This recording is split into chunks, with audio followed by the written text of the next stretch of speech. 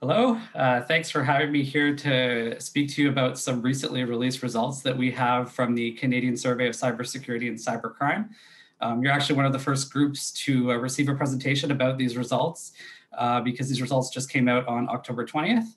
So these results cover the 2019 Canadian Survey of Cybersecurity and Cybercrime. So just a little bit of background about this survey. So this survey is currently in its second iteration, and that covered 2019, as I mentioned before. And I also wanted to mention that this was only pre-COVID data. So although some of our data collection did occur in the first couple months of 2020, we only asked respondents to speak about 2019 cybersecurity incidents and stuff. So really, we don't capture any kind of direct COVID effects in this survey. However, it is possible that our response rate was reduced because of some of the COVID restrictions. As you see below, our response rate in 2019 was 76%, which is still pretty good, but is a little bit lower than we received the last time. So that could be in part due to COVID. As well, we had a first iteration in 2017, and those results came out about 2 years ago. So throughout this presentation, I will compare basically the 2019 results to 2017, wherever it's appropriate to do so. So just a little bit more background about how the survey came to be. So really prior to this survey being created, there weren't a lot of official statistics on cybercrime that the government was producing, especially not like statistics that covered kind of the economy as a whole. And so really this survey came to kind of address that need. So one of our partners for the survey, Public Safety Canada, came to us a few years ago and said that they wanted to try to get a better measure of this phenomenon. And so we've designed the first survey in 2017 to kind of address those needs. And then a few other departments came on afterwards to continue the survey on into 2019. Prior to the survey, there were some police reported statistics that were available about cybercrime, and those still exist in the Uniform Crime Reporting Survey that StatsCan has. But those statistics are not a complete picture of the issue of cybercrime, because as we found in our 2017 survey, and as we will see later on in this 2019 survey, a lot of incidents still don't get reported to police. So the survey covers enterprises that have operations in Canada with 10 or more employees, and it's across basically all economic sectors except for government, and it doesn't cover individuals either. So our population that this survey represents is about 200,000 businesses in Canada. And of that 200,000, we sampled about 12,000 as part of this survey. And as mentioned before, of that 12,000, about 76% responded to the survey. The survey really focuses on businesses and economic impacts and does not ask questions about cyberbullying or online harassment or anything like that. However, StatsCan does have several other surveys that ask cybersecurity questions to individuals. So the Canadian Internet Use Survey is another one. And as well, we've had a few surveys come out in response to the COVID-19 pandemic, which kind of address how cybersecurity experiences have changed as a result of the pandemic. So jumping into the results here. So our main headline finding here is that 21% of Canadian businesses reported that they had been impacted by cybersecurity incidents in 2019. And this was actually the same percentage as reported this in 2017, which was a little bit of a surprising finding.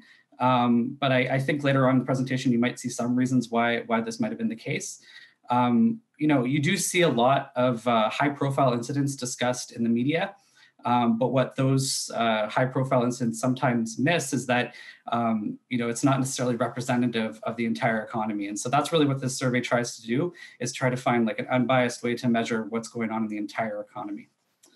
As well, we looked at what was going on in the UK, as they have a very similar survey to this one. And they also reported that over the same time period, incidents were fairly stable. So we at least are in line with them. And as well, I wanted to mention early on in this presentation that we are very deliberate in our choice of wording for asking businesses if they were impacted by incidents, as opposed to asking them if they experienced an incident. And the reason for this is we're trying to capture incidents that actually had some sort of repercussions on the operations of the business. So that might explain why you might see some higher numbers out there, as we're really kind of just focusing on those incidents that actually did something to the enterprise. All of our stats we have by both sides of business and various industries. So you see on this slide that the percentage of businesses impacted differed by size. So you see 18% up to 43% of large, sorry, 18% of small up to 43% of large. In general, you'll see that a lot of the overall average stats in this presentation kind of trend towards the small businesses. And that's because all of our stats are weighted based on how many enterprises of that type actually exist in the economy. So because there are so many small enterprises in the economy, the overall averages tend to kind of trend towards what small businesses are doing. We also looked at what the actual motives were of incidents, if the respondents could actually provide to us an answer for that. And I guess I should mention here too that the person at the business that's actually responding to this survey was someone that we identified as an IT manager, or depending on the size of the business, maybe they didn't call them an IT manager, but somebody who knew something about the IT of the business.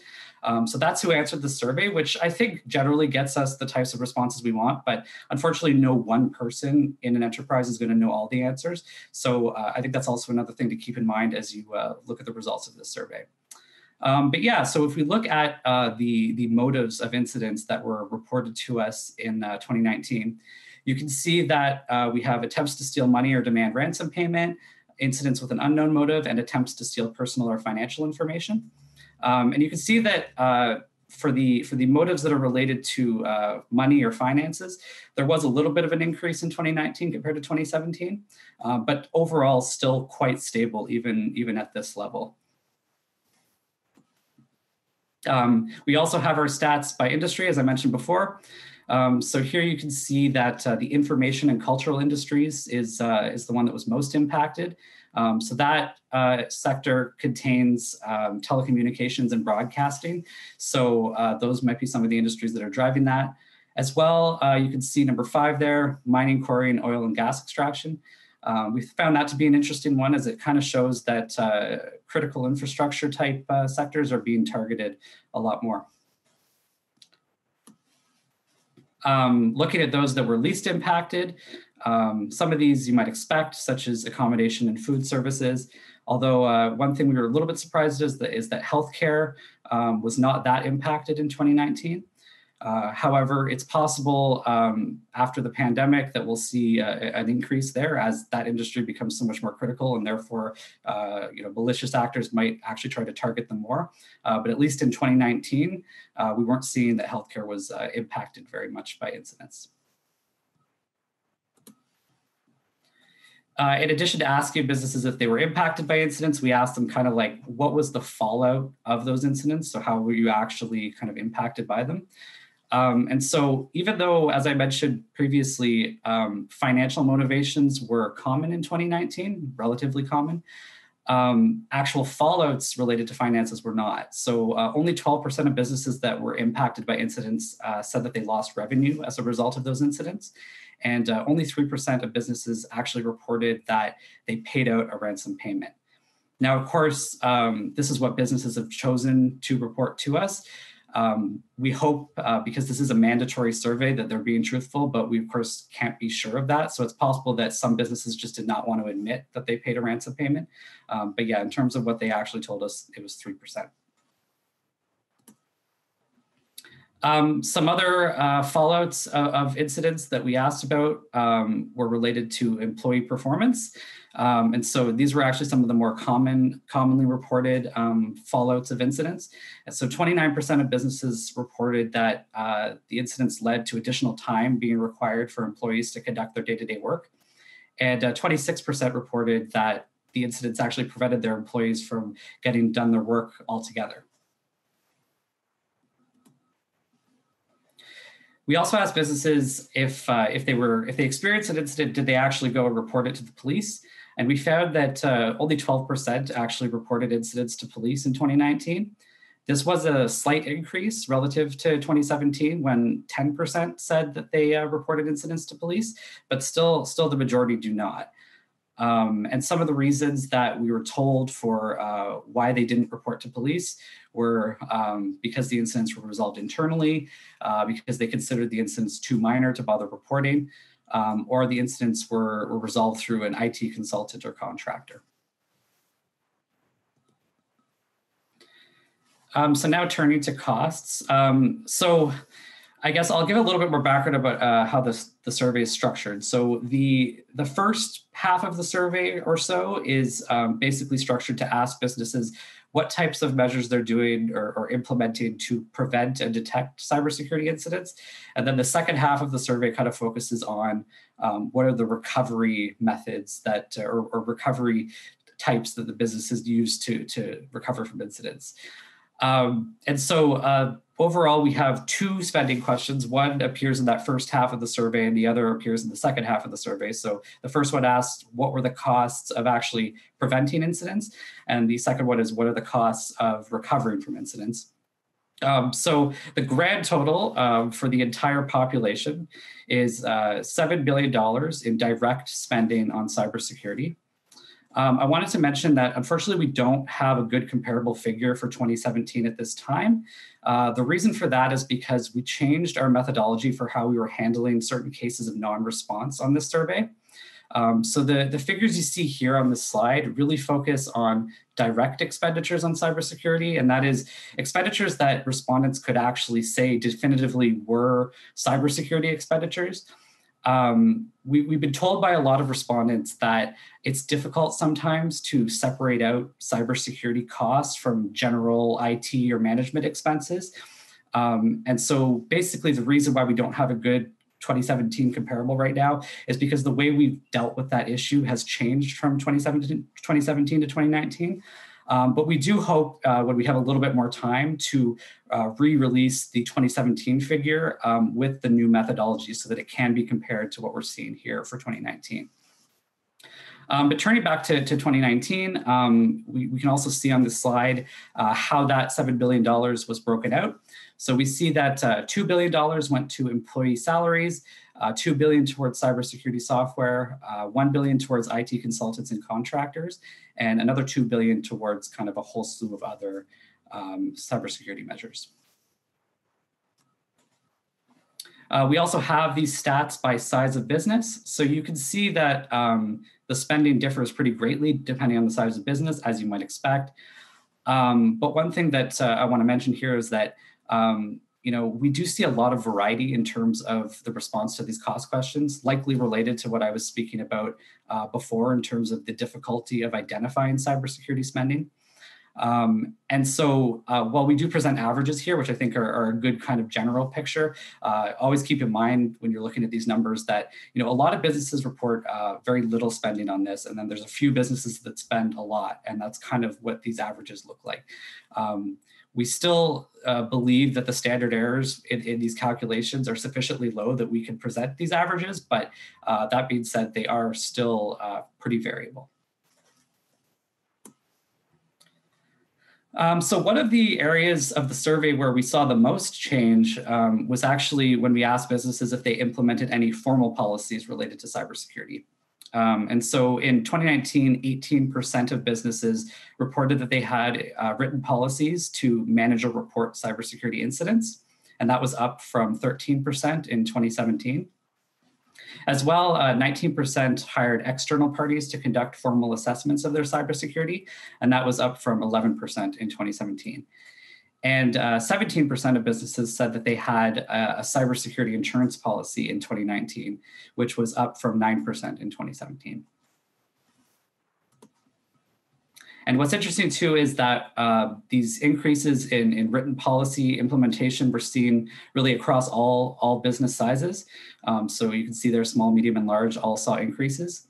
As well, we saw increases within the finance and insurance sector and the utilities sector. Those were some of the biggest increases that we saw. We found that generally businesses were using a lot of the same cybersecurity techniques as they reported using in 2017. So on this slide, you can see 3 types of cybersecurity measures that we asked if businesses were using. So these are the top 3 that they reported. So 76% said that they used anti-malware software, 73% said that they used email security, and 69% said that they used network security. And as you can see below those numbers, in 2017, these figures were very similar. So kind of the top 3 and the proportion of the population using them has been pretty consistent over the last few years. That being said, we also asked about some additional areas of potential vulnerabilities for businesses in 2019 that we didn't ask about in 2017. And what we found is that there are still some areas that businesses could be vulnerable to attacks. And so one of those was with internet-connected smart devices or Internet of Things devices. And we define Internet of Things devices as devices that are not used for typical kind of computing tasks. So basically excluding cell phones, laptops, and computers, but including other types of connected devices like smart home speakers, or possibly in the manufacturing industry, some type of equipment that's connected to their server. And so we found that of businesses that actually use those devices, only 17% of businesses assess the security of them. So that's a potential vulnerability. As well, we asked businesses if they updated their software operating systems on a monthly or more frequent basis. And 65% of businesses said that they did not install software updates on either their operating systems or software on a monthly or more frequent basis. So again, that's another possible vulnerability. Finally, we asked businesses about whether they had cybersecurity employees, but the way we defined cybersecurity employees was an employee that completed tasks related to cybersecurity as part of their regular responsibilities. And the reason we chose this wording was really because a lot of small and medium businesses don't have somebody who's called a cybersecurity employee, but we still wanted to try to capture if there was someone in the business that was still working on their cybersecurity in some capacity. So 60% of businesses said that they had this type of employee overall. And by size of businesses, you see it went from 58% of small up to 85% of large. I also want to mention that the remainder in these various numbers is not just those that said no, but is also those that said don't know. And as with the other stats I presented, we do have these by sector as well. So you see that the information and cultural industry sector led the way with 80% having these types of employees. And then a few other industries that have come up again that are usually the ones on the higher end for these stats. And those least likely to have employees, cybersecurity employees, are kind of the ones you would also expect. So agriculture, accommodation, and food services and such. Finally, among those businesses that said that they don't have cybersecurity employees, we asked them what the reasons were why they didn't have those employees. And so the top reasons that businesses indicated were because they didn't consider cybersecurity a high enough risk for their business, because they used consultants or contractors, or because they lacked the resources to actually employ this type of employee. And that's all I have. So I'm happy to answer any further questions you have. Thank you very much.